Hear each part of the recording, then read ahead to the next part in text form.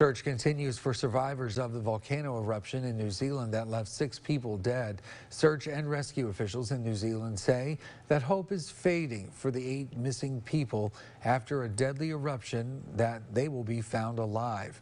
Authorities say flyovers of White Island, where the eruption occurred, show no signs of life as the volcano continues to pour hot steam into the air. Officials say there are Americans among the 8 people still missing, and the search continues for survivors. Residents now creating a makeshift monument for the lives lost.